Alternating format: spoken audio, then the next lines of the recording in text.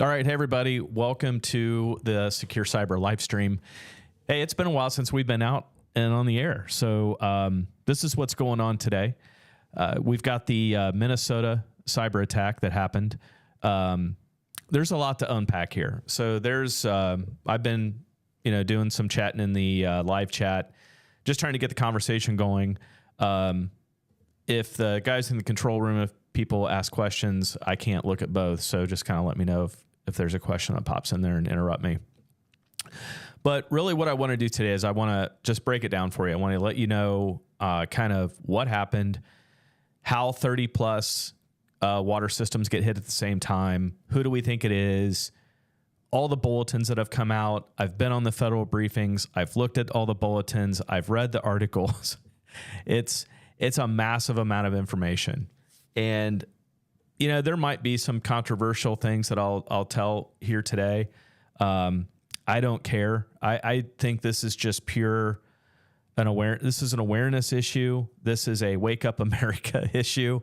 Like our water systems are getting infiltrated by the enemy. And this isn't theory. I'm not making this stuff up. This isn't a conspiracy theory. This isn't me being, what do they call it? Just like fear mongering. I call what you want, but we're going to go over the facts today as we have them and talk about it. So I'm going to do just kind of a monologue here, just to kind of keep everything in frame and get it going. So this past weekend, over a Saturday and Sunday, small town in Minnesota called Braham, populated 1,700 people, home of the homemade pie capital of Minnesota. It had its water plant knocked offline. Now, the 30 water systems that we know about we don't know all 30 of them by name. So what's come out is only the cities and municipalities that have actually said something. And I think it's around 6 or 7. And so in Braham, the city actually asked the residents to stop using so much water because their water tower was being depleted. So let me stop there. And I'm going to talk in very general terms right now, but I want you to understand how water is made. I know that's silly. And I'm going to frame it in how we do it here in Southwest Ohio, which is where we're based out of. So I'm speaking in very general terms. This isn't exactly how it happens in your community, but I do want to kind of explain in very general terms. So for all you water operators that are out there waiting for me to make a mistake and say it wrong, I'm probably going to. But I want to speak in just very general terms on how this works. So in Southwest Ohio, we have an aquifer. So the Great Miami River runs down through Southwest Ohio. Underneath the Great Miami River is something called the aquifer. The wells that are in the ground in this area generally hug the river to gain access to the aquifer. They will pull the water out of the aquifer and they will send it to the water plant where it's cleaned. So they're going to maybe add chlorine. A process is going to happen to bring it to a drinkable standard. And then it's going to go to something called a clear well. The clear well, kind of, if you want to think about it, is like a holding tank. It's like a staging area for the water. If you're in a low pressure area, meaning that I'll talk about the water tower here in a minute. Like I don't need to get a water tower to get water to you or a lift station to move the water to get to an area of the city to deliver water services to you so that when you open the faucet, water occurs. That's a low pressure area and it can draw directly from the clear well and we can deliver water that way. The water tower is literally, it's not the most exciting thing to look at. Like a lot of people think that entire column is all full of water. And they look different. Some of them look differently. Some of them literally look like a big tank that's sitting on the ground, and it doesn't have that column, that goes up to the big bulb that's at the top. That bulb at the top is what's full of water. The column in the middle is literally just the piping that's getting it up there. The reason there's a big bulb at the top like that, and it's got that column in the middle, is for pressure. So just from a physics perspective, if we fill that giant bulb up, it's going to push down into the earth by gravity, right? And it's gonna create water pressure. So in this particular case, going back to my monologue, they had to tell the residents to stop using water because they were draining it out of the tower. Now, what normally happens is when those towers get to a certain level, the control system will call back to the water plant and say, hey, I need more water. Give it to me. And the pump it'll start pumping out of the clear well, and it will start filling the tank back up again. If that control system is knocked offline completely, which can happen, that's not a good thing, then you will have to operate in manual mode. In broad terms, sometimes water plant operators and plants don't necessarily know how to run in manual mode, and that can become a problem. Why do they not know how to run in manual mode? Sometimes it's a training issue. Sometimes the most senior people are the ones that know how to run the plant in manual mode. And I've had people ask me, what does that mean exactly? Are they like turning knobs and doing? Yes, hence manual. They are literally driving to these different water towers and the different valves and all that stuff. They're dosing chemicals manually. It is awful. Like, it is not a situation you want to be in, but that happens. So in this particular case, this city, Braham, would have had to have operated in manual because they could not get water from the control system to pump it out to the water tower. From a water tower perspective, there are two different scenarios. There's an overflow scenario, which we've seen in Muleshoe, Texas, about a year or two ago. I don't remember if it was a year or two. It wasn't too long ago, where threat actors got access to the control system in Muleshoe, and they overflowed the tower. An overflow doesn't necessarily cause a problem. It can, and I'll explain in a minute. But what really causes a problem is when we drain the tank. So when we drain the water tower and there's nothing else in it, this almost like a suction effect can occur in the system and cause issues with backflow, and you could potentially introduce things into the system because it's kind of creating this suction effect inside the system, and it's not ideal at all. So the problem, though, with overflowing a tower is generally when we're in an overflow state, that water is coming from where?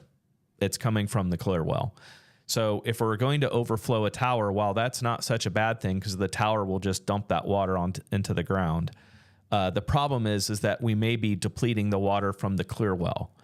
That will cause a low pressure event, and eventually, if it's left to go uninterrupted, it will just drain the water out of the clear well completely, which will mean that the community doesn't have access to water. When you get into a low pressure scenario, depending on how low the pressure gets, you're literally drawing from the water that's just left over in the pipes and what's left in the system, and that's what you're pulling from.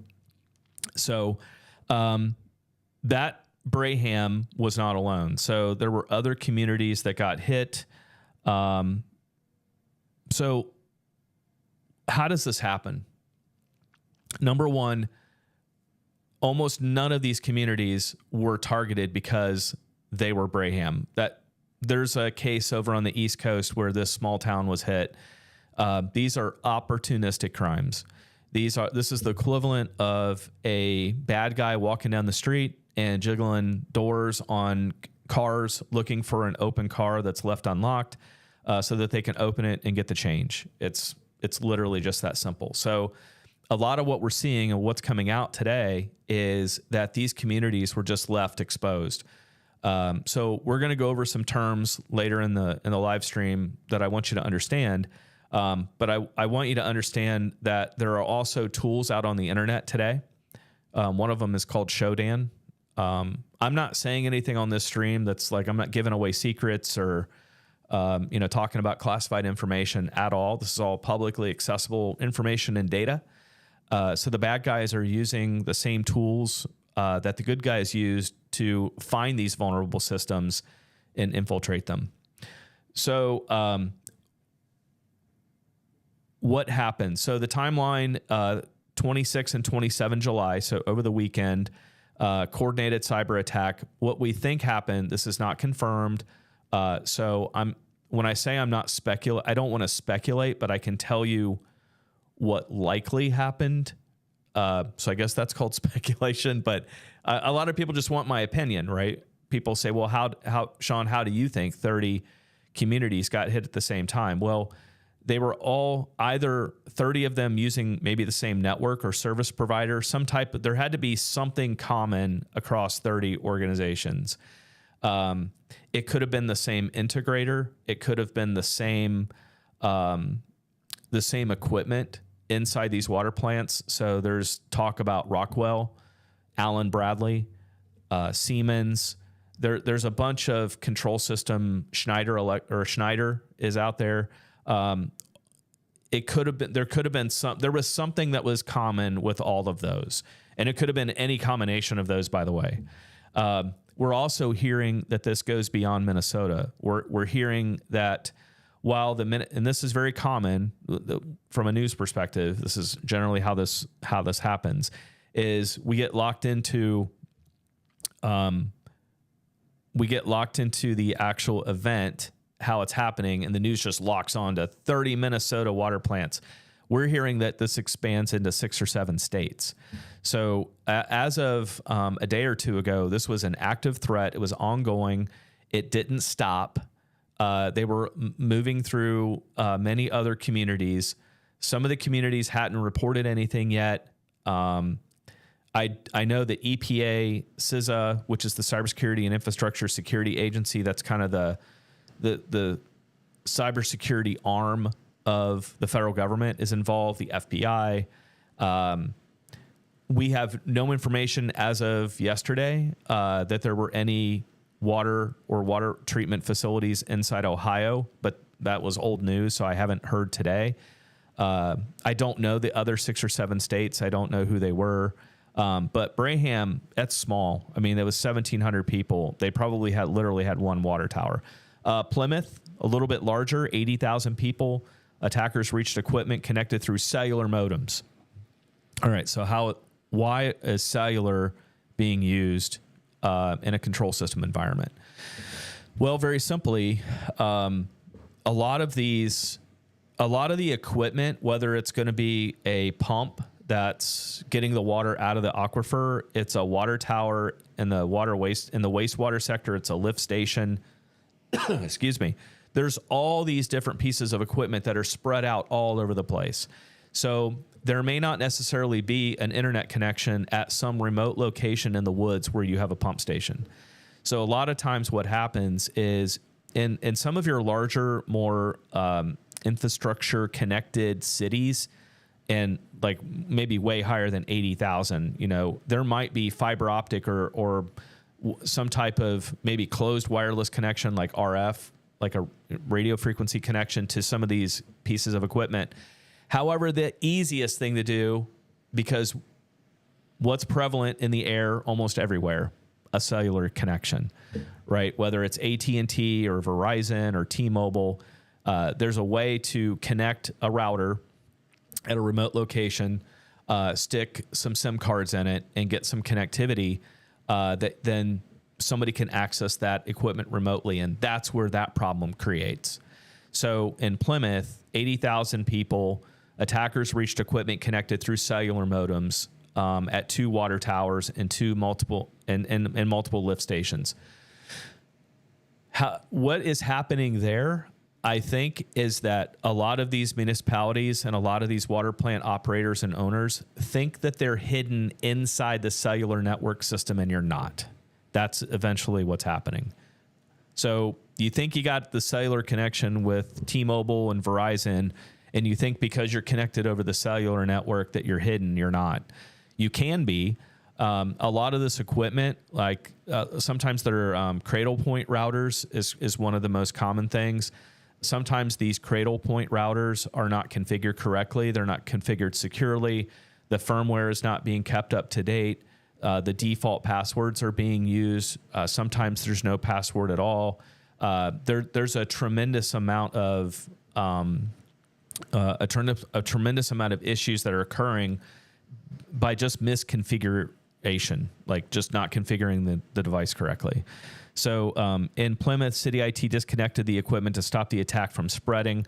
A lot of people are asking, how are these communities knowing that something has gone wrong? Well, they're losing connectivity to their remote locations. So they can't see a water tower anymore. They can't see a lift station. And generally what's happening is the bad guy is getting access to the device and either changing the password and locking them out. And then once you're connected to the modem, that it is possible for you to get connected to what's beyond it. So understand that we're using the modem. I was looking for things to try and illustrate this. If this was the modem, my coffee cup's the modem. We're using the modem to get to, if my iPad was the actual critical infrastructure piece of equipment, we're using the mug to get access to what's beyond it. So if I'm the bad guy coming in, I access the modem, which then if I get access to the modem, I can potentially access what's behind it. And that's where the Allen Bradley, that's where the Rockwell, that's where the Schneider, that's the pumps and all those things, the water towers, all that infrastructure connects behind the mug. So we got to secure the mug, guys, as best we can. So as of this recording, which it's still ongoing, Minnesota state government and local cities have declined to name a suspect. However, I don't want to speculate that it's Iran, but I can say, what I can say is about 7 days before this, a bulletin came out from CISA indicating that Iranian affiliated hacking groups, and that's a key piece there. That particular bulletin did not say the IRGC, the Iranian Republican Guard Corps. It said Iranian affiliated hacking groups. So there was a warning that came out about 7 days ago. I think that's the date. It was really close. Like I literally just put something out on it over email just not too long ago. Warning that Iranian affiliated hacking groups have been breaking into internet connected industrial control equipment. And that's exactly what this is. PLCs at water utilities and other critical infrastructure. So that's also key. I don't want to just hone in on water, wastewater, but guys, water, wastewater in the United States is not safe. It's just not. There are almost no regulations at all protecting, from a cyber perspective, protecting these water, wastewater facilities. That's been an issue inside the government for some time now. I understand both sides of it. I truly do. But it's vulnerable. It's a soft underbelly. Unfortunately, it's an easy target. So there are pages and pages and pages of documents out there today that teach how to actually architect a control system environment, make it secure. But guys, the honesty here is that a lot of these water, wastewater facilities are small. And you may be watching today and you're small. And you're like, we don't have the technical expertise to understand this. We need to deliver water and wastewater to our customers. So you've done some shortcuts, not on purpose, or you've used Joe's IT shop in town, and you've said, hey, can you connect this equipment? If you don't know what you're doing in this industry from an IT perspective and a cybersecurity perspective, it's that's where it can also go wrong very quickly. A lot of these municipalities don't have trained IT staff that are really knowledgeable about control system environments, how they're architected. I can tell you that a number of the situations that we've encountered as a company have been involving those exact scenarios. So I'm not saying that anybody's done anything malicious. You've done what felt natural. You've called a technical person, an IT firm, to deal with what a perceived IT issue is, And that's not exactly what's been going on. So I will tell you that if I had to speculate or put my name out there, is it Iran? All indications are that it's an Iran-affiliated hacking group. However, we do not have any evidence, any indicators of compromise, any fingerprints, any IP addresses. There's nothing publicly available right now that we can line that up and say that's who it is. Is it even relevant? From an investigation perspective, that is relevant, because if we can fingerprint these guys, we could then go look for other environments and see if they've been touched or see if they're in there. So it is relevant from an evidentiary perspective. Whether it's Iran or not, there is a threat actor running around accessing and popping these wastewater facilities, and we gotta do something about that. So, if you have any comments right now, now's the time. If you have questions, now's the time. If you would please hit the thumbs up button. That helps the algorithm tell other people that, hey, this guy's talking about something that might be interesting. Here's what the reality is also, that we are still at war with Iran. These attacks increase, I think we will likely see more events happening here inside the United States because it's retaliatory. So a terrorist organization is potentially retaliating against the United States in an area that we are weak in. We are very weak in this area. So a lot of people may say, why are you saying that on camera? This is not new news. It may be to some of you, but this is a weak area that needs to be addressed very quickly. So what actually goes on? So I wanted to go through some of the acronyms real quick. So PLC, Programmable Logic Controller.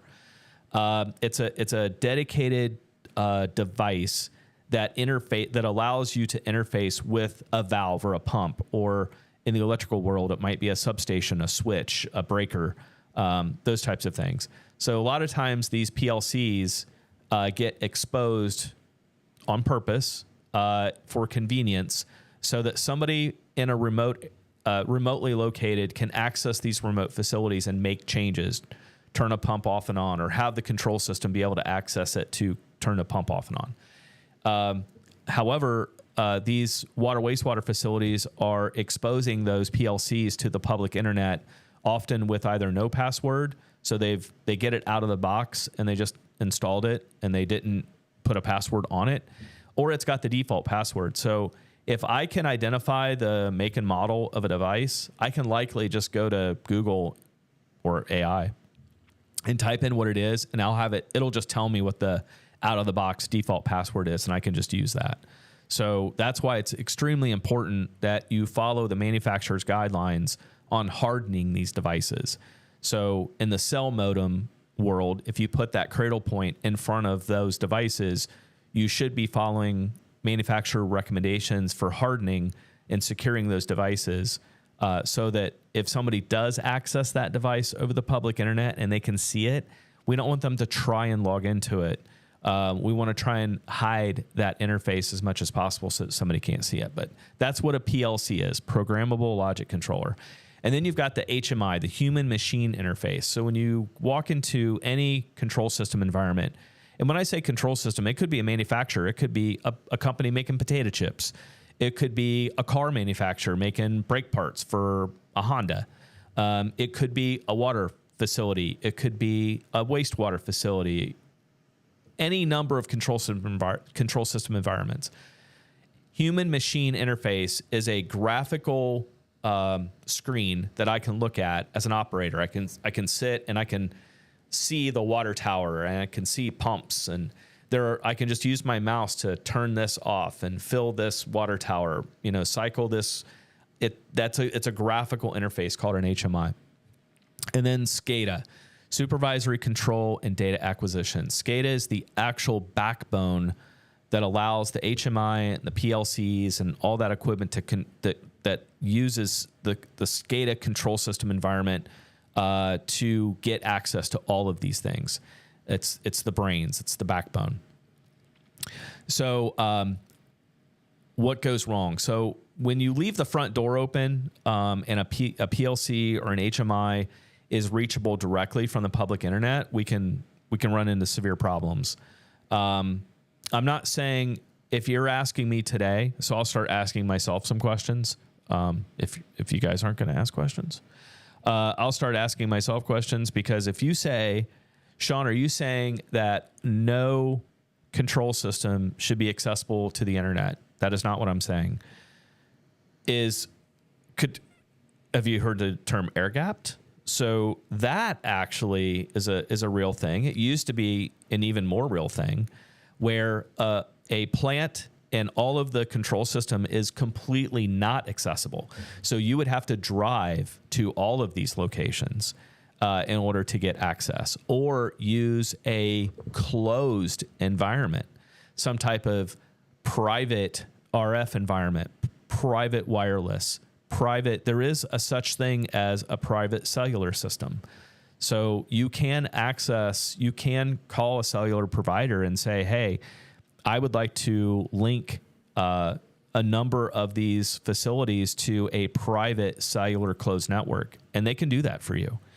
So and a lot of times these HMIs, remember I told you that control screen that the operator sits at, sometimes those operators will put things on those HMIs to allow somebody from home, because that plant doesn't have, not all water and wastewater plants in the United States have to be manned 24/7, 365. They don't. So if you don't meet that requirement, or your community doesn't meet that requirement, then you need to use like an iPad or a phone or something to look at an alarm or change a setting. And instead of doing that securely, sometimes these people will just put TeamViewer on an HMI and not configure it correctly. Again, I want you to hear a common theme here. And the common theme is going to be, I got the equipment, but I configured it wrong. It was configured incorrectly. It's exposed. It's completely visible. It has no password, a weak password. It has no multi-factor. It's just, a lot of this is, it's just not configured right. You're not using the right equipment. So we cannot treat a control system environment. A SCADA network cannot necessarily be treated just like an IT network. You cannot do that. Okay, that's a different soapbox. So configuration, proper equipment by proper people is the key here. So the Plymouth folks found that those cellular modems were getting compromised, and they couldn't access that anymore. So in plain English, we just really need, and I put it in the chat there because some of you are like, look, I understand what some of the problems are. How do we fix this? That federal briefing that I was on, just to be truthful with you, I think we need more people who are not sitting at a desk and just out in the field helping these operators fix these problems. Whether it's an integrator that thought they understood how this worked from a cyber perspective, because I've run into several integrators that are great integrators. These people know control systems, PLCs, relays. I mean, these are MacGyver people. Like these guys could do anything in a control system environment. However, what I found in my experience, and you tell me if I'm wrong or not because I'm painting with a broad brush. So there are some integrators out there that are really up on the cyber perspective. But it is possible that you get an integrator that is great at integration, but just doesn't understand the cyber perspective correctly. So we really need a lot of these communities to, just properly evaluate their integrators, to ask good questions. We need these IT teams to admit when they're out of their area, and they need to be truthful with their management and say, look, we probably should get somebody in here that understands this way better than I do, because I don't want to YouTube this. I don't want to, guys, I mean, just in the 4 bulletins in the last week, it's probably 50, 60, 70 pages full of, these are the things you should be doing. If I mentioned zero trust on this stream right now, and I said, part of the solution is you need to install and configure a proper zero trust environment, you're going to look at me and go, I don't even know what that means. And that's a lot of the problem. A lot of the problem, guys, is just that people are talking in code. These are very technical terms that mean different things. Zero trust to one community can be completely different for another community. We're almost using some of these terms universally, and they shouldn't be. So default passwords never changed. This is just some of the stuff that goes wrong. One shared password. Some of you guys on this stream might be going, yep, that's us. We got default passwords everywhere. We got shared passwords. We have one username and password for the SCADA login or for the HMI login, and that's what we use. No good backups. And some of these can... The government had actually recommended in some of these compromises to just replace the compromised equipment with new equipment and copy in a known good backup. Almost nobody has that. The call I was on was like, it was surreal. It was almost like an out of body experience, because I'm sitting here, they're talking about ladder logic, like asking these small utilities or asking these utility operators to contact your integrator and have them check your ladder logic against your known backup. And almost nobody knows how to do that. I mean, that's a very technical thing to do.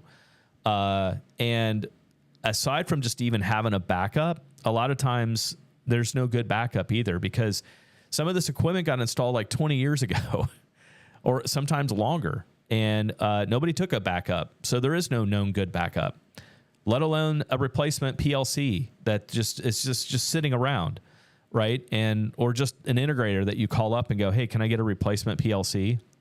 There aren't micro centers everywhere, and there aren't warehouses, micro center equivalent, that just have PLCs laying around to install. So that's part of what's going wrong. So no backups, improperly configured equipment. I was poking around Shodan, honestly, guys, and I saw some stuff in Southwest Ohio that may or may not be associated with local government. I couldn't tell if it is or not. It looked like it geographically, like it could be exposed. And I can't just go knocking on doors saying, hey, you might be victim, right? So the government has tried to do that. It doesn't really sit well with people. You look like an ambulance chaser. But, guys, it's bad. And I don't know. I mean, aside from a lot of us just banding together, there's been these vigilante groups out there that have tried to organize and volunteer to go into a water system and look at their environment. I don't know if people are going to be open to that. I really don't. So again, any questions so far? I would love to answer your questions more specifically if you have them, because this is what I've been living for about 4 years in doing this work, and we now have a department that just does nothing but this, because it's that important. So, what can you do? What can you do right now? You're a water operator. What you can do right now is you're going to have to look at yourself from the outside. So you need to call someone that can look at your plant externally in some way. That's going to be the best. You have to view your water plant as the bad guy is viewing them. So as an attacker is out there today, lurking around, looking for vulnerable equipment and compromising it as fast as possible, you have to be able to see yourself from their eyes before they see you. That's the first thing. Because then they're going to be able to tell you what equipment is exposed, what I can see, and what needs to be secured. So that's probably the first thing. The second thing would be to check with your firewall manufacturer. So call your IT firm, call your IT company, whoever it is, and ask them what is mapped to your water plant from the firewall. Have they put in some type of mapping externally that's getting to your control system? We need to be able to see what has been exposed.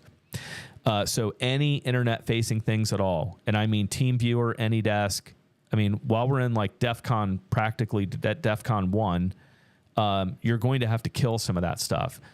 And you may have to drive into the plant temporarily until you get, some comfortable notion that you're secure. Kill all your shared and default passwords.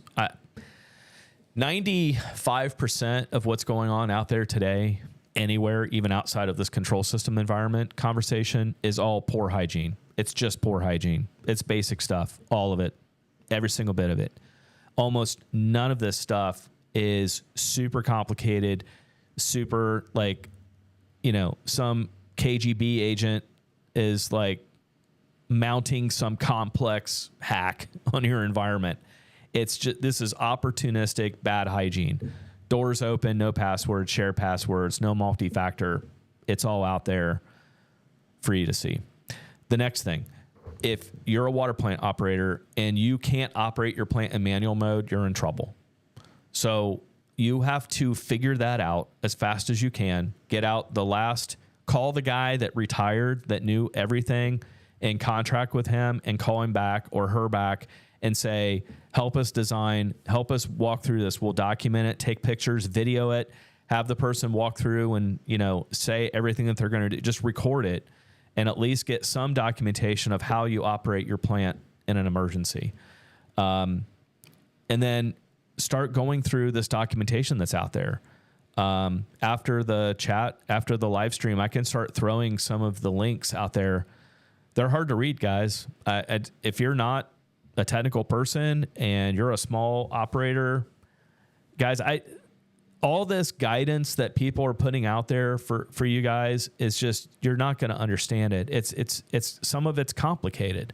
Some of it isn't. Some of it is just hygiene stuff. But some of the stuff is just, I want to end where I started.